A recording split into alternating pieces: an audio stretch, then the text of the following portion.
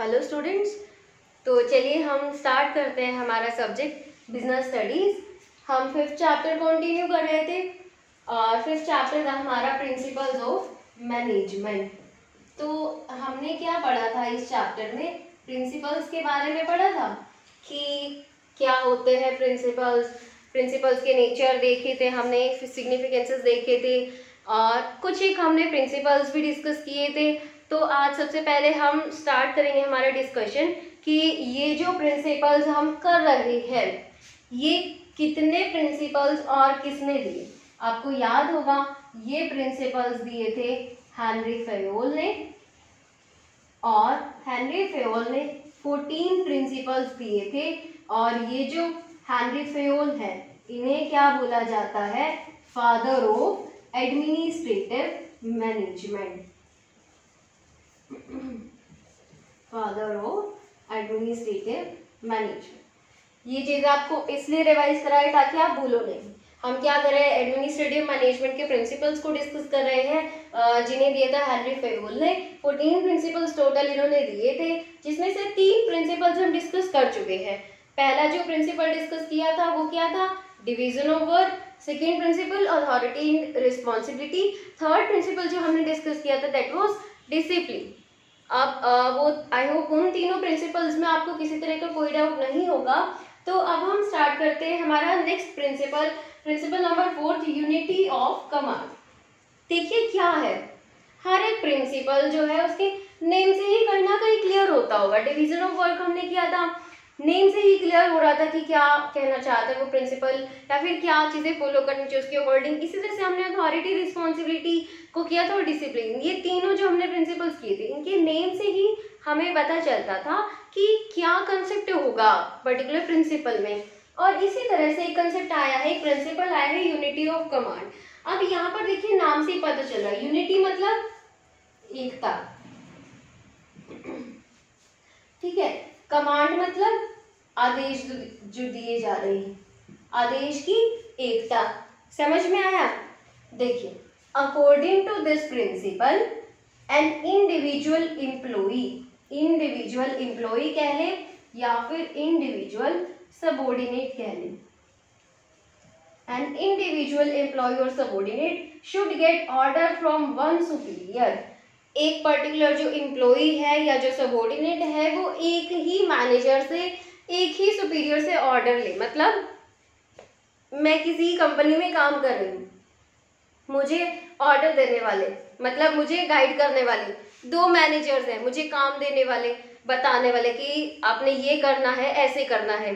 2 managers हैं। अब मैं किसकी बात सुनूंगी? मतलब सुननी तो दोनों की पड़ेगी। अब अगर मैं किसी कंपनी में काम कर रही हूँ तो मुझे दोनों मैनेजर्स की बात सुननी पड़ेगी और दोनों मैनेजर्स की बात को ही फॉलो करना पड़ेगा, अदरवाइज मेरी नौकरी चली जाएगी। लेकिन मैं किसकी बात को पहले फॉलो करूँ? एक मैनेजर ने मुझे बोला कि ऐसे करना है, दूसरे मैनेजर ने मुझे बोला ऐसे करना है। अब जब मैं अपना काम स्टार्ट कर रही हूँ तो मैं किस मैनेजर की बात को पहले फॉलो करूँ, किसके काम को पहले करना स्टार्ट करूँ और किसके काम को बाद में करना स्टार्ट करूँ। यहाँ पर देखिए जो 3 पर्सन्स की बात हुई, एक तो मैं जो एम्प्लॉय हूँ किसी कंपनी की, और एक वो जो 2 मैनेजर्स जो मुझे ऑर्डर दे रहे हैं, मेरा काम मुझे डिफाइन कर रहे हैं। तो देखिए तीनों की सिचुएशन ही एकदम क्रिटिकल बन गई। कैसे? अब मैं कंफ्यूज हूँ कि मैं किसके ऑर्डर को पहले फॉलो करूँ, किसका काम मैं पहले पूरा करके दूँ। जिसका काम मैंने पहले पूरा करके दिया वो मैनेजर, उसकी सिचुएशन क्या होगी? वो बहुत ही ज़्यादा खुश होगा। उसे लगेगा कि मैं उस मैनेजर की बात को ज़्यादा मानती हूँ, यानी कि उस मैनेजर का ज़्यादा इन्फ्लुएंस है मेरे ऊपर, तभी मैंने उसकी बात को पहले फॉलो किया। लेकिन अब दूसरा मैनेजर, उसकी सिचुएशन क्या है? जिसके ऑर्डर को मैंने बाद में फॉलो किया, तो उसकी सिचुएशन क्या होगी? वो जेलस फील करेगा पहले वाले मैनेजर से कि इस मैनेजर का काम तो मैंने पहले कर दिया और मेरा काम मतलब दूसरे वाले मैनेजर का काम मैंने बाद में किया। तो दोनों मैनेजर्स के बीच में कन्फ्लिक्ट हो गए, झगड़े होंगे, जेलस फील करेंगे वो आपस में, और मेरी सिचुएशन क्या है? मैं कंफ्यूज रहूंगी कि मैं किसका ऑर्डर पहले फॉलो करूं।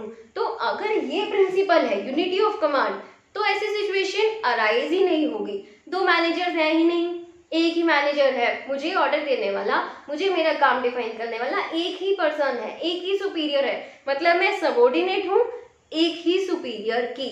तो ऐसे में मेरा काम भी आसान हो गया और उस सुपीरियर का काम भी आसान हो गया, और जो ऑर्गेनाइजेशन का ऑब्जेक्टिव है वो भी बड़े ही इजीली अचीव हो पाएगा।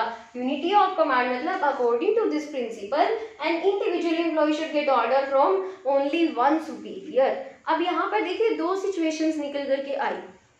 एक तो ये कि एक सबऑर्डिनेट का एक ही सुपीरियर होना चाहिए, मुझे ऑर्डर देने वाला एक ही पर्सन हो जो मेरा काम मुझे डिफाइन करेगा कि आपको ऐसा करना है, ऐसे करना है, ठीक है। अब यहाँ पर क्या ये सिचुएशंस नहीं हो सकती कि एक मैनेजर के अंडर, एक सुपीरियर के अंडर एक से ज्यादा सबऑर्डिनेट्स हो सकते हैं? क्या हो सकते हैं? जी बिल्कुल। इस सिचुएशन का इस प्रिंसिपल से कोई लेना देना नहीं है कि एक मैनेजर्स के अंडर काम करने वाले एक से ज्यादा सुपीरियर हो सकते हैं। एक मैनेजर जो मुझे ऑर्डर दे रहा है कि मेरा काम जो मुझे बता रहा है, हो सकता है वो साथ ही साथ मेरे साथ ही जो मेरा एम्प्लॉय सबऑर्डिनेट है उसे भी बताएगा काम को वही मैनेजर, एक और एम्प्लॉय उसे भी वही मैनेजर बता रहा है काम को। तो एक मैनेजर जितने पर्सन को हैंडल कर सकता है, जितने सबऑर्डिनेट्स को हैंडल कर सकता है, उतने सबऑर्डिनेट्स उसे हैंडल करने को दे दिए जाए, कोई डाउट नहीं है। और इस सिचुएशन का इस प्रिंसिपल से कोई लेना देना नहीं है। ये प्रिंसिपल सिर्फ बात करता है कि जो सबऑर्डिनेट्स हैं उनको ऑर्डर देने वाला एक ही सुपीरियर होना चाहिए, एक ही मैनेजर होना चाहिए। आई होप समझ में आया होगा। और इसके लिए शॉर्ट टर्म में भी आपको बताया है one superior for one subordinate, एक सबऑर्डिनेट के लिए एक ही सुपीरियर होना चाहिए। समझ में आया? अब इसके पॉजिटिव इफेक्ट्स क्या हैं और वोलेटिंग इफेक्ट्स क्या है। पॉजिटिव इफेक्ट्स क्या है देखिए, अब जहाँ पर दो मैनेजर्स होते तो और बेचारा एक एम्प्लॉय होता तो वहाँ पर एम्प्लॉय की एफिशिएंसी भी कम होती और मैनेजर्स की एफिशिएंसी भी दोनों की कम हो जाती, क्योंकि दोनों में कन्फ्लिक्ट होते, मतलब झगड़े होते, जालिस होते वो एक दूसरे से। लेकिन अगर ऐसी सिचुएशन ही नहीं है तो एफिशिएंसी बढ़ेगी, एम्प्लॉय की भी यानी कि सबऑर्डिनेट की भी और सुपीरियर की भी। और वॉलेटिंग इफेक्ट्स क्या होंगे, मैंने पहले भी बताया था। वॉलेटिंग इफेक्ट्स मतलब कि अगर इस प्रिंसिपल को फॉलो नहीं किया जा रहा तो, इस प्रिंसिपल को फॉलो नहीं किया जा रहा मतलब कि दो मैनेजर्स हैं और बेचारा एक एम्प्लॉय है बात सुनने के लिए, तो ऐसे में क्या होगा, जो बेचारा एम्प्लॉय है उसकी भी एफिशिएंसी कम होगी और जो दो मैनेजर्स हैं, दो या दो से ज़्यादा भी हो सकते हैं, अगर इस प्रिंसिपल को अवॉइड मतलब फॉलो नहीं कर रहे हैं तो ऐसे में सुपीरियर्स और सबऑर्डिनेट्स दोनों की एफिशिएंसी क्या हो जाएगी, कम हो जाएगी। क्लियर? अब पॉजिटिव इफेक्ट थर्ड क्या कहता है, coordination among superior and subordinate. अब सुपीरियर और सबऑर्डिनेट में अच्छा कोऑर्डिनेशन होगा क्योंकि मुझे पता है एक ही पर्सन है जो मुझे मेरा काम बताता है, मतलब जिससे मुझे ऑर्डर मिल रही है। तो जब वो मुझे काम डिफाइन कर रहा है तो मेरी अगर कोई प्रॉब्लम है तो वो भी वही मैनेजर सोल्व करेगा, ठीक है। तो ऐसे में हम दोनों के बीच में कोऑर्डिनेशन बना रहेगा, मतलब कि जो सुपीरियर और सबऑर्डिनेट है उनमें अच्छा कोऑर्डिनेशन बना रहेगा। और नेक्स्ट पॉजिटिव इफेक्ट्स क्या कहता है, इजी टू फिक्स रिस्पॉन्सिबिलिटी।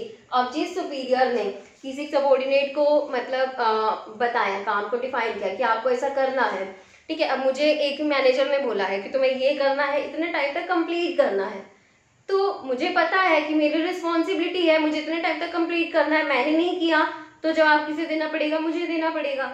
तो अब जब ये प्रोसेस हुआ, इसमें रिस्पॉन्सिबिलिटी को फिक्स करना कितना इजी हो गया। अल्टीमेटली रिस्पॉन्सिबिलिटी मेरी है, मैनेजर को भी पता है कि अगर काम पूरा नहीं हुआ तो इजीली इससे पूछ लिया जाएगा क्यों भाई, क्यों नहीं तूने काम किया, तो रिस्पॉन्सिबिलिटी भी फिक्स हो गई। अब वॉलेटिंग इफेक्ट की तरफ आते हैं। सबसे पहला था एफिशिएंसी का, मतलब एफिशिएंसी पर नेगेटिव इफेक्ट आएगा, सुपीरियर की एफिशिएंसी पर भी और सबऑर्डिनेट की एफिशिएंसी पर भी। Difficulty to fix responsibility, responsibility fix नहीं कर पाएंगे, क्यों? अब दो मैनेजर्स हैं जो मुझे ऑर्डर दे रहे हैं, एक बोल रहा है ऐसा करो, दूसरा बोल रहा है वैसा करो, तो अब मैं क्या किसी मैनेजर के काम के लिए रिस्पॉन्सिबल हूँ? नहीं हूँ। क्यों? मैं तो खुद कंफ्यूज हूँ किसका काम पहले करूँ, किस तरह से करूँ। तो रिस्पॉन्सिबिलिटी को फिक्स नहीं किया जा सकता। एक मैनेजर की बात को मैंने पहले फॉलो किया तो दूसरा मैनेजर मुझे लेट काम कंप्लीट करने के लिए रिस्पॉन्सिबल नहीं ठहरा सकता। और क्या होगा, कॉन्फ्लिक्ट अमंग सुपीरियर से तो हम पहले ही डिस्कस कर चुके। तो मैनेजर्स आपस में लड़ भिड़ जाएंगी कंपनी में कि मेरी बात मानते हैं तेरी बात नहीं मानते, मतलब मेरी बात नहीं मानते हैं तेरी बात मानते हैं। इस तरह की सिचुएशंस बहुत ही कॉमन हो जाएंगी अगर इस प्रिंसिपल को फॉलो नहीं किया जाता है तो ये था हमारा principle unity of command. I hope आपको अच्छे से समझ में आ गया होगा, जिसमें क्या था, एक जो सबऑर्डिनेट है वो एक ही सुपीरियर की गाइडलाइंस को फॉलो करे। अब नेक्स्ट जो हमारा प्रिंसिपल है वो क्या है, यूनिटी ऑफ डायरेक्शन। अभी हमने क्या डिस्कस किया, यूनिटी ऑफ कमांड। अब हम डिस्कस करते हैं हमारा नेक्स्ट प्रिंसिपल। तो देखिए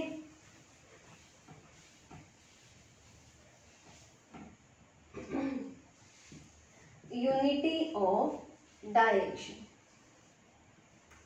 डायरेक्शन बोलते हैं हिंदी में निर्देश को, निर्देश की एकता। यूनिटी ऑफ कमांड आदेश की एकता, यूनिटी ऑफ डायरेक्शन निर्देश की एकता। तो देखिए ये प्रिंसिपल क्या कहता है, अकॉर्डिंग टू दिस प्रिंसिपल क्या होना चाहिए, एक ही गोल होना चाहिए, ठीक है, वन गोल और वन ऑब्जेक्टिव। किसके लिए, for a group of employees या फिर वर्कर्स। एक एम्प्लॉयज के ग्रुप के लिए एक ही ऑब्जेक्टिव होना चाहिए, इतनी बात समझ में आई। और दूसरा क्या होना चाहिए, उनके ऊपर एक ही हेड होना चाहिए जो उन्हें गाइडलाइंस देगा। One head for one group of employees और workers and there should be one goal और वन ऑब्जेक्टिव टू अचीव। तो यहाँ पर कहने का मतलब है, अब आदेश की एकता मतलब यूनिटी ऑफ कमांड में हमने क्या किया था, वहां पर एक ही सबऑर्डिनेट की बात हो रही थी, और यहाँ पर सबऑर्डिनेट जो है वो एक नहीं है, वो ग्रुप में है। हम इन दोनों के बीच में डिफरेंस भी करेंगे, यूनिटी ऑफ कमांड और यूनिटी ऑफ डायरेक्शन में हम डिफरेंस भी करेंगे, ताकि आपको किसी तरह की कंफ्यूजन ना हो कि यूनिटी ऑफ कमांड क्या कहना चाहता है और यूनिटी ऑफ डायरेक्शन क्या कहना चाहता है। अब देखिए यूनिटी ऑफ डायरेक्शन को भी हम एक एग्जाम्पल के थ्रू समझते हैं। एक कंपनी है, एक ऑटोमोबाइल कंपनी है, जहाँ पर कार भी प्रोड्यूस की जाती है, मतलब कार भी मैन्युफैक्चर की जाती हैं, और जहाँ पर ये लगा लिए कि बाइक को भी मैन्युफैक्चर किया जाता है। ऑटोमोबाइल कंपनी है जहाँ पर कार मैन्युफैक्चर किया जा रहा है, जहाँ पर बाइक मैन्युफैक्चर किया जा रहा है। सोचिए अगर इस प्रिंसिपल को फॉलो ना किया जाए तो क्या होगा, जो लेबरर्स हैं, जो वर्कर्स हैं, उनको बोला जाएगा कि आपको एक बाइक बनाना है पहले, ठीक है जी। उन्होंने एक बाइक बना दिया, सब एम्प्लॉयज इकट्ठे होकर लग गए, सबने अपना जो काम है वो डिवाइड कर लिया डिवीजन ऑफ वर्क के अकॉर्डिंग। एक बाइक उन्होंने मिलकर के तैयार कर दिया, बहुत ही अच्छा, ठीक है। अब जब उन्होंने बाइक तैयार कर दिया, बाइक तैयार करने के बाद टॉप लेवल मैनेजर्स उन्हीं वर्कर्स को ऑर्डर दे रहे हैं कि अब आपको कार तैयार करनी है, अब आपको एक कार मैन्युफैक्चर करनी है। तो जब बाइक मैन्युफैक्चर किया था, सभी वर्कर्स में कोऑर्डिनेशन बन गया था कि मतलब ये जो वर्कर है ये बनाएगा, ये पर्सन ये पार्ट बनाएगा, ये पर्सन ये पार्ट बनाएगा। तो उन्हें लगा था नेक्स्ट जब हमारे पास टास्क आएगा, नेक्स्ट जब ऑब्जेक्टिव आएगा अगला बाइक बनाने का, तब भी हम इसी तरीके से अपने काम को हैंडल कर लेंगे। जो काम अब किया वो काम नेक्स्ट टास्क में भी कर लेंगे। लेकिन सोचिए नेक्स्ट टास्क क्या बन गया, एक कार मैन्युफैक्चर करना। फिर से उन्हें अपना एक मतलब शेड्यूल बनाना पड़ेगा, जिसमें वही डिवीजन ऑफ वर्क की ये पर्सन ये काम करेगा, ये पर्सन ये काम करेगा, फिर सब वही चीज़ें दोबारा से रिपीट करनी पड़ेंगी, और उसके बाद कहीं जा कर के वो कार मैन्युफैक्चर करेंगे। तो आप देखिए इसमें कहीं ना कहीं ज़्यादा टाइम इन्वॉल्व हुआ कि नहीं हुआ, बिल्कुल ज़्यादा टाइम लगेगा। और अगर इस प्रिंसिपल को फॉलो करते हैं तो हम दो डिवीज़न बना देंगे, यानी कि हमने क्या किया, हमारे जो वर्कर्स थे उनको दो साइड डिवाइड कर दिया। एक ग्रुप ऑफ वर्कर्स जो कार बनाएंगे और दूसरा ग्रुप जो कि बाइक बनाएगा। तो यहाँ पर जब हमने ग्रुप्स डिवाइड कर दिए, इनके टास्क अलग अलग हैं, वही हमने पढ़ा कि क्या होना चाहिए, इनके लिए एक ही गोल होना चाहिए, एक ही ऑब्जेक्टिव होना चाहिए, एक ही टास्क होना चाहिए। यही बात, एक ही टास्क होगा इनके पास, अलग इस ग्रुप के पास। सोचो ये ग्रुप ए है और ये ग्रुप बी है। तो दो अलग अलग ग्रुप हुए, अलग अलग इनके टास्क हुए और रिपीटेडली ये सेम टास्क परफॉर्म कर रहे हैं। ये भी इसी प्रिंसिपल का पार्ट है कि ये जो गोल है, ये जो ऑब्जेक्टिव है, रिपीटेडली इसी ऑब्जेक्टिव के लिए काम किया जा रहा है ग्रुप ऑफ वर्कर्स के द्वारा।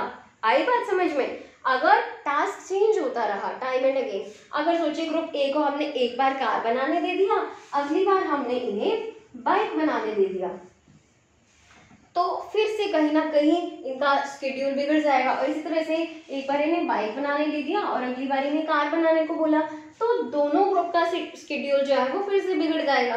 तो यहाँ पर जो टास्क इन्हें दिया गया है उसे रिपीटेडली परफॉर्म करना है। एक ही टास्क हुआ जिसे रिपीटेडली वो परफॉर्म करेंगे और क्या होगा, जो इनका हेड है वो भी एक ही होगा जो इन्हें गाइडलाइन देगा। अब समझ में आएगा unity of direction, one task for one group of people and one head for them, और जो टास्क उन्हें दिया गया है रिपीटेडली वही टास्क उन्हें परफॉर्म करना है। समझ में आया? अब देखते हैं इसके पॉजिटिव इफेक्ट्स और नेगेटिव इफेक्ट्स क्या होंगे। पॉजिटिव इफेक्ट्स क्या होंगे? एज यूजुअल जो सभी प्रिंसिपल के पॉजिटिव इफेक्ट्स हैं, एफिशिएंसी बढ़ेगी और बढ़ेगी भी। कैसे? एक बार इन्होंने शेड्यूल बना लिया, क्योंकि ये टास्क चेंज तो होने वाला है नहीं, तो एक बार इन्होंने शेड्यूल बना लिया ग्रुप ए वालों ने कि कार बनाने के लिए कि ये जो पर्सन है ये काम करेगा, दूसरा पर्सन ये काम करेगा, मतलब डिवीजन ऑफ वर्क कर लिया और इसी तरह से इन्होंने भी अपना वर्क डिवाइड कर लिया। तो इस तरह से एफिशिएंसी इनकी बढ़ जाएगी क्योंकि इनमें कोऑर्डिनेशन हो गया। अच्छा, इन्हें पता है रिपीटेडली हमें यही काम करना है, बार बार अपना काम इन्हें पता है अच्छे से, तो अच्छे से करेंगे अपना काम, फुल डेडिकेशन से करेंगे, कुछ भी गड़बड़ नहीं होगी, टाइम सेव होगा, रिसोर्सेज कम से कम यूज करना स्टार्ट कर देंगे। ठीक है, और क्या होगा? अब देखिए एक ही पर्सन बार बार वही काम करेगा, क्योंकि इस प्रिंसिपल को अगर हम स्टडी करें तो अल्टीमेटली डिवीजन ऑफ वर्क भी फॉलो हो जाता है। तो डिवीजन ऑफ वर्क में हमने किया था ना, एक ही पर्सन बार बार एक ही काम कर रहा है, तो वो क्या हो जाएगा? स्पेशलाइज हो जाएगा। तो इसमें भी वही होगा, स्पेशलाइजेशन को अचीव किया जा सकता है, ऑब्टेन किया जा सकता है। क्लियर? और क्या हो सकता है? देखिए जो ऑब्जेक्टिव्स हैं ऑर्गेनाइजेशन की वो इजीली अचीव हो जाएंगे। Objectives can be achieve easily. Clear? और क्या हो सकता है? इनमें आपस में कोऑर्डिनेशन बढ़ेगा, मतलब ग्रुप ए में जितने भी लोग काम कर रहे हैं तो धीरे धीरे उनमें कोऑर्डिनेशन बहुत ही ज्यादा अच्छा हो जाएगा। तो कोऑर्डिनेशन बढ़ जाएगा, इंक्रीज इन कोऑर्डिनेशन।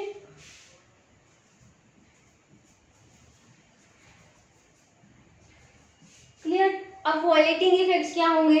इन्हीं सबको हम नेगेटिव फॉर्म में कन्वर्ट कर देते हैं। एफिशिएंसी वहां पर इंक्रीज होने को बोला था, अब अगर इस प्रिंसिपल को फॉलो नहीं किया तो एफिशिएंसी क्या हो जाएगी? हमारी डिक्रीज हो जाएगी, या यूं कह लें कि एफिशिएंसी पर नेगेटिव इफेक्ट हो जाएगा।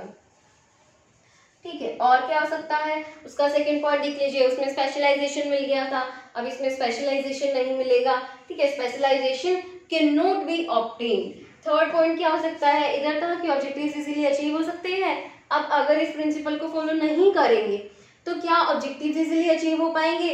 नहीं, ऑब्जेक्टिव्स इजीली अचीव नहीं हो पाएंगे, टाइम पर हम अपने ऑब्जेक्टिव्स को अचीव नहीं कर पाएंगे। और हो सकता है जो टास्क इन्हें दिया है, मतलब टाइम एंड अगेन इनका टास्क चेंज कर दिया जाता है, तो हो सकता है कि काम जो किया जा रहा है उसमें कुछ गड़बड़ भी हो जाए।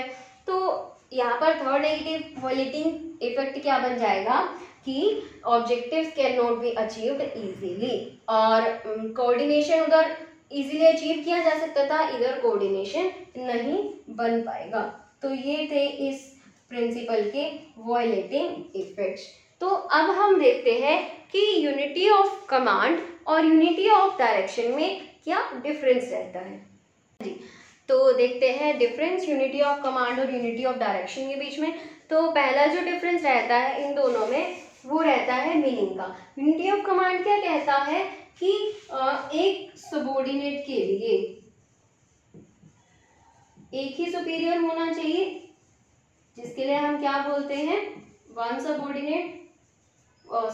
Superior for one subordinate. एक सबऑर्डिनेट के लिए एक ही सुपीरियर होना चाहिए। और यूनिटी ऑफ डायरेक्शन क्या बोलता है कि एक ग्रुप ऑफ इंडिविजुअल्स के लिए एक टास्क होना चाहिए और एक ही उनका हेड होना चाहिए। तो पहला डिफरेंस ये हो गया इनके मीनिंग का। सेकेंड डिफरेंस जो हमें बताया, it prevents dual subordination. Dual subordination को प्रिवेंट करता है। डुअल सबऑर्डिनेशन मतलब वही कि एक पर्सन यानी कि एक सबऑर्डिनेट दो सुपीरियर्स का सबऑर्डिनेट ना बन जाए, उसी को प्रिवेंट करता है। ठीक है। यूनिटी ऑफ डायरेक्शन मतलब it prevents overlapping of various activities. Overlapping of various activities. सोचिए, हमने यहाँ पर दो ग्रुप बनाए थे, एक था ग्रुप ए और एक था ग्रुप बी।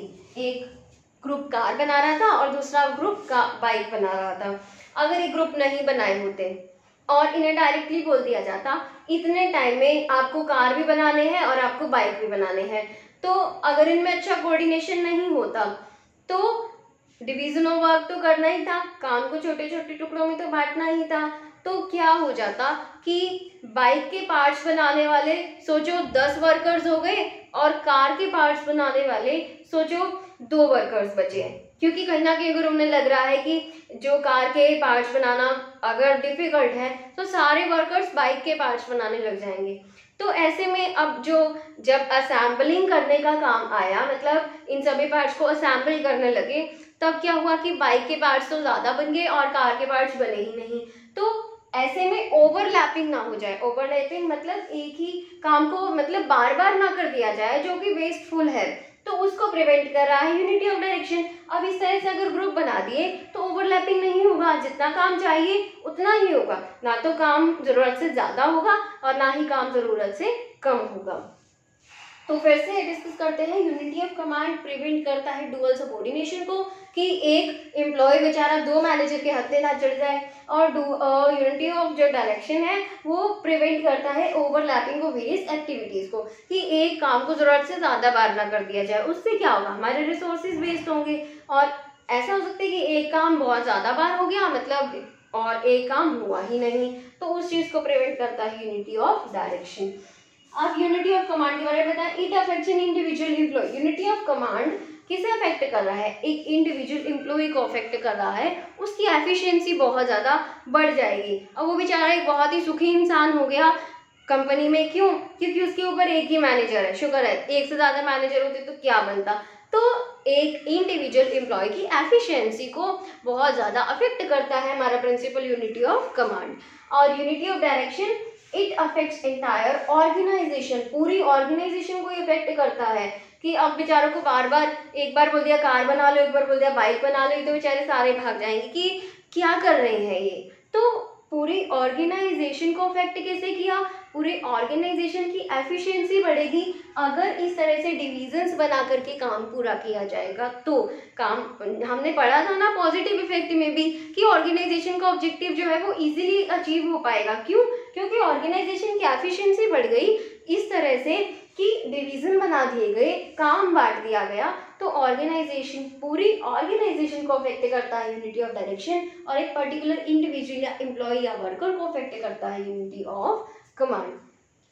तो आज की इस वीडियो लेक्चर में हम दो ही प्रिंसिपल्स को डिस्कस कर रहे हैं। यूनिटी ऑफ कमांड हमने डिस्कस किया, यूनिटी ऑफ डायरेक्शन हमने डिस्कस किया, और इन दोनों के बीच का डिफरेंस हमने डिस्कस किया। अगर फिर भी आपको लगता है कि इन दोनों प्रिंसिपल्स में कहीं ना कहीं आपके माइंड में किसी तरह का कंफ्यूजन है, तो कमेंट सेक्शन में अपनी प्रॉब्लम, आप अपने डाउट को पूछ सकते हैं, हम रिप्लाई करेंगे, ताकि आपका डाउट किसी भी तरह का अगर है वो क्लियर हो जाए, आपको ये कंसेप्ट बिल्कुल ही क्लियर रहे। तो keep study, keep watching, thank you.